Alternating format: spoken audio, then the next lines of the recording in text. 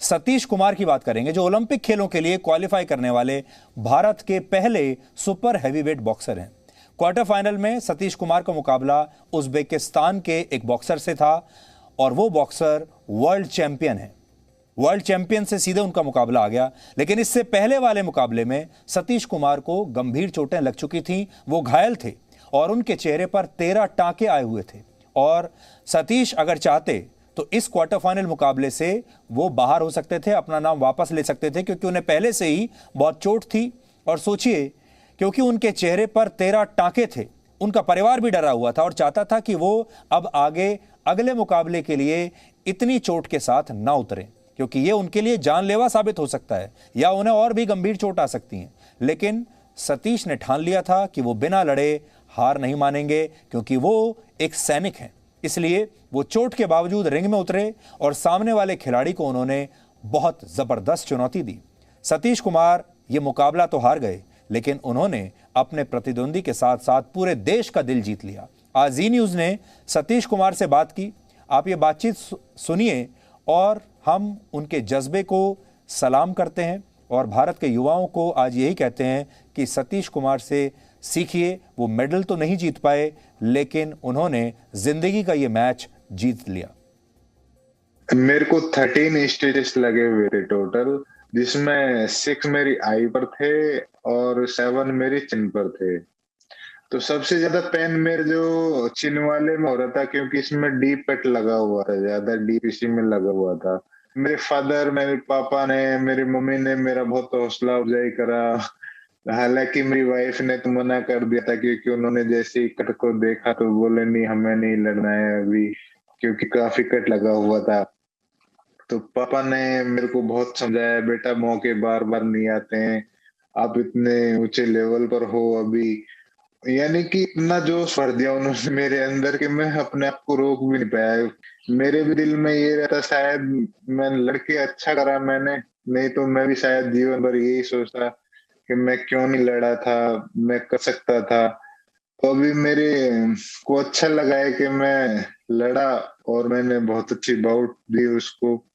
और ऊपर से जो कोच साहब ने मेरे को मोटिवेट किया, बोला तू एक सोल्डर है और तेरे को कुछ भी हो जाएगा, तुझे लड़ना ही लड़ना है, तो वो कर सकता है, तेरे अंदर वो खासियत है। क्योंकि मैं पहले उसके साथ लड़ा हुआ हूँ, तो मैं काफी मेरी अच्छी उसके साथ हुई थी पहले भी।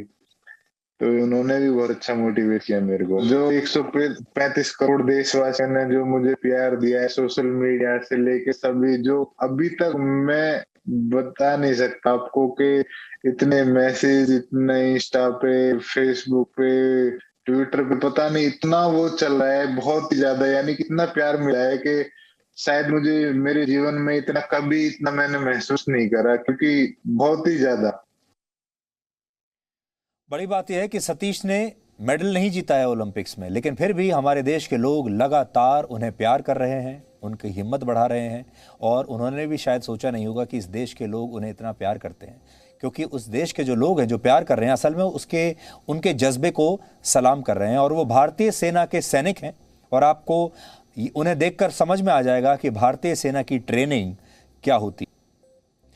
हमारे देश में अक्सर लोग ये शिकायत करते हैं कि जब हमारे देश के जो छात्र होते हैं, जब बच्चे होते हैं, स्कूल में होते हैं, तब हम कभी स्पोर्ट्स पर ध्यान नहीं देते।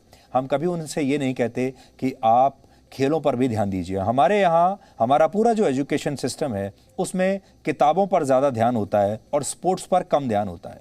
फिर अचानक जब ये बच्चे बड़े होते हैं, इनमें से कुछ खिलाड़ी बन जाते हैं, तो हमें अचानक से ओलंपिक खेलों में इनसे बड़ी बड़ी उम्मीदें हो जाती हैं और हम ये सवाल पूछने लगते हैं कि हमारे देश के जो खिलाड़ी हैं वो ओलंपिक खेलों में इतने मेडल क्यों नहीं जीत पाते।